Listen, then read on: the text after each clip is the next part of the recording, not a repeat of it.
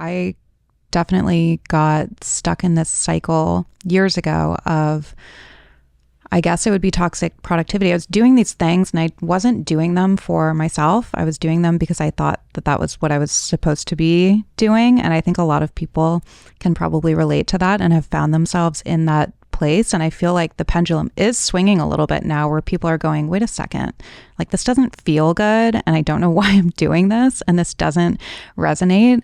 But then it's almost like we swing to this other extreme, right? Is that something that you experienced in your own journey? Or is it just something that you see, in your practice with people? I'm sure you have a lot of very high functioning yes. people that you high functioning overachievers. Yeah. Definitely. Yes. So I definitely see this pendulum swinging where people went too extreme into wellness and trying to like really optimize for everything and create these markers of success as being these wellness markers, right? And so it was about like which classes you're going to, what you're drinking, what you're putting in your water, like all of those things. But it didn't happen to me, but I have seen people go the complete opposite way and just say, all of this is overrated. None of this matters. And I think that is a fallacy. This like black and white thinking is what actually keeps us trapped in toxic productivity, because it's either you're productive or you're lazy, you're healthy or you're unhealthy, right? You are in a healthy relationship or you're not. But what that does is it actually takes away the nuance of the process. So I think what's important is that we all find our own way of engaging with these things, of engaging with personal growth, of engaging with wellness, of engaging with relationships. And that requires introspection. That requires you to really be intentional. But honestly, like you can't be intentional about things you don't know. Yeah. That was going to be my next question.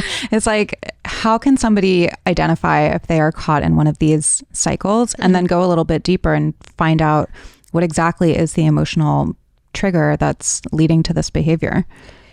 I think that the best way to do that is to become like an observer of your own life. So if you're listening to this or you've come across the book or you saw some Instagram content that makes you just pause a little, I think what I would love for people to do is to reflect on the last 3 weeks of their life and pay attention to where they spent their time and energy, because those are the two most important resources that we have.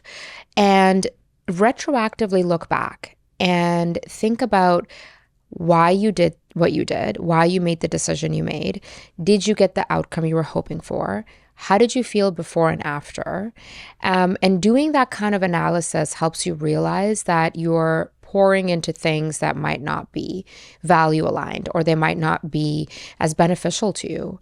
And by observing yourself, you recognize your patterns. And once you recognize your pattern, then you can take the next step of asking the question of what is this telling me? What am I really trying to achieve by doing this? So what I did, right? So I was definitely in this mindset in terms of my social life, right? And I was putting a lot of pressure on myself. There's a lot of comparison. There was a lot of like, if I'm not there, like, like, why am I not there? Like, other people are having fun. Like, why didn't I get invited? Like, that kind of just very chaotic. So I did like a inventory of every single thing I had gone to in the last 3 weeks. And I did like a little chart and I was putting in like how I felt when I left. And I realized that there were certain events with certain people that every time I left, I would feel bad. Like I would just kind of feel bad about myself. I would kind of just feel like bad, like a nebulous bad. And I was talking to my friend and I was like, he's that one who actually kind of was like, every time you leave certain groups, you call me on the way or I get a voice note and you kind of describe what happened. And then you're like, oh, like I just kind of feel bad. I wish I didn't even go. Like I wish I had just stayed at home and watched like something. And that brought up to me that there is a pattern there. And I had to really question that. And then I had to do the hard work of changing my habits. So you observe, you draw a conclusion, and then you change your habit. Mm-hmm. And that hard work was saying no to an invite, sitting with that anxiety.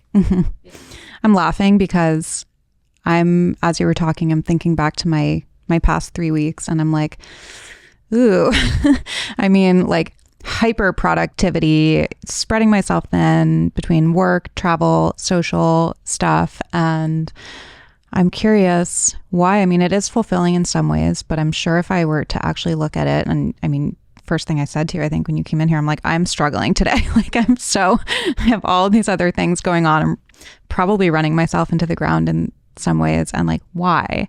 And I'm such a proponent of like pen to paper and inventory. And I talk about this a lot on my podcast because I'm in recovery. And that was like one of the most revealing things I ever did in my life was when I first got sober, did all of these inventories, and I saw the thinking patterns, behavioral patterns, and it was like the most valuable thing I've ever done for myself. So I still advocate for that. And for people listening, like it's such a simple thing that you can do because we think that we know when it's in our head. And then there's something about getting it down on paper where it does become just very clear. And I love what you're saying about like how it's not black and white. It's not like binary. There's so much nuance, but it's hard for us to see unless it's right in front of us. And you can't really lie to yourself when you're writing. Exactly. Once it's out there, you can't deny it, right? Yeah. So then you have to be confronted with it, which is why I think people don't like doing it. Yeah, because for they sure. know something's going to come up. One of the things I do sometimes with some clients who really struggle with negative self-talk, right? Like the inner critic, the judgment is very powerful for overachievers. And a lot of people who struggle with productivity often see being mean to themselves as motivation.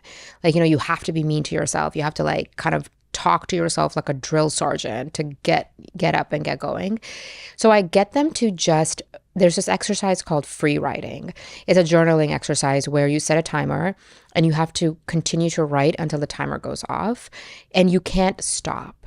So, I mean, it was created when we used to write literal pen to paper. So the original instruction is you can't lift your hand. So even if you've run out of things, you just have to like start describing the room you're in or the temperature or what you ate. Like, you just have to keep writing. And then we go back and then we highlight all the mean words. And it's incredible for someone to see how mean they are to themselves. Because like sometimes a whole sheet is just like highlights of like things you would literally never say to another person.